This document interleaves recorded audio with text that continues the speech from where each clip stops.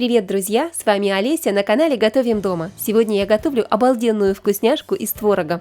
Все очень быстро и просто, и все продукты уже есть в вашем холодильнике. Обязательно приготовьте, вы будете в восторге.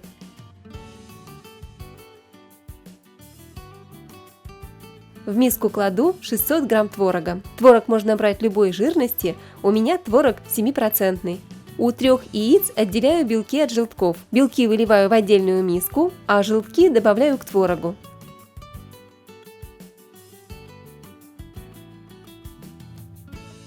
О, мне попалось счастливое яичко с 2 желтками. Люблю приятные сюрпризы. А вам часто попадаются яйца с 2 желтками? Поделитесь в комментариях. Мне двойной желточек попадается очень редко, но тем приятнее сюрприз. Добавляю к творогу 100 грамм сахара. Сахар можете класть по вкусу, добавлять больше или меньше, как вы больше любите. И обязательно добавляю чайную ложку ванильного экстракта или ванильного сахара для аромата. Кладу 200 грамм сметаны. Сметану можно заменить йогуртом, получится тоже очень вкусно. И йогурт можно брать с разными вкусами. И кладу маленькую щепотку соли. А вы знаете, почему в выпечку добавляют соль? Если знаете, напишите в комментариях.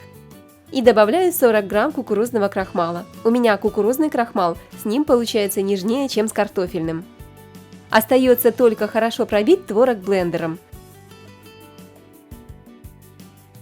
Пробиваю вот до такого однородного состояния.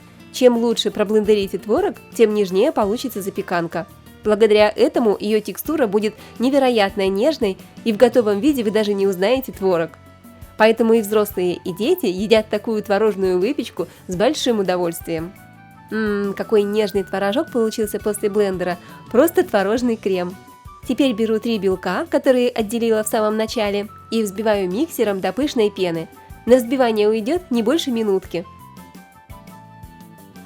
Посмотрите, какой нежный белок получился, как пушистое облачко. Добавлю пару ложек белка к творогу и перемешаю.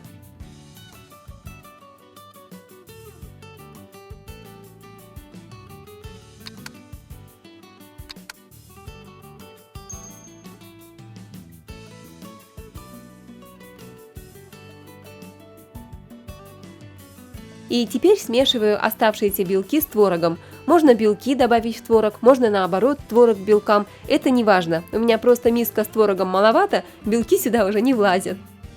Перемешиваю.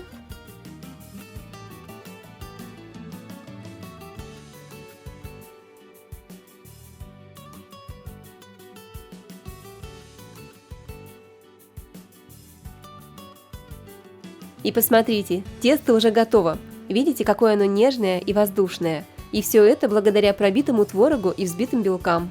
Теперь беру форму для выпечки и выливаю тесто в форму.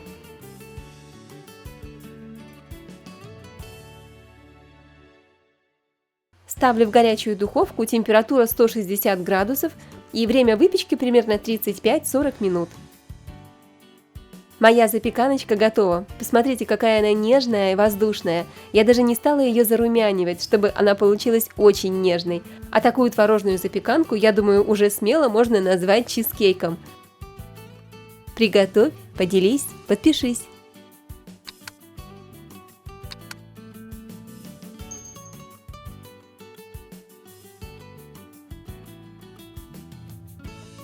Посмотрите, как она дрожит, как суфле.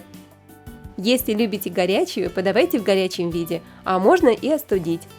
А теперь самое главное, и это тот секрет, который сделает этот простой творожный десерт настоящим шедевром. Смешиваю пару ложек сметаны с ложечкой сахара и толстым слоем обильно смазываю запеканочку. И я не знаю еще более обалденного вкуса, чем сочетание клубники со сметаной. Ну, разве что клубника со сливками, но это почти то же самое.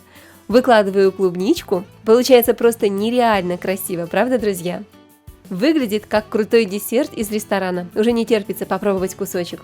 Получилось очень-очень нежно, текстура творога просто обалденная, а в сочетании со сметаной и клубничкой ну просто улет. Конечно, можно подать запеканку не только с клубникой, но и с любыми ягодами, фруктами. Летом вы всегда можете украсить запеканку свежей малиной, вишней или черешней, взять персики или смородину. А когда нет свежих ягод, я просто пробиваю блендером замороженные ягоды и поливаю запеканку сметаной и ягодным соусом. Вкуснятина, я вам скажу, бесподобная. Обязательно попробуйте, не забудьте сохранить рецепт и поделиться с друзьями. И, конечно, подписывайтесь на канал, чтобы не пропустить мои новые вкусные видео. Я просто обожаю придумывать новые рецепты, поэтому вас ждет еще много вкусного, интересного и красивого. С вами была Олеся на канале Готовим дома. Скоро увидимся!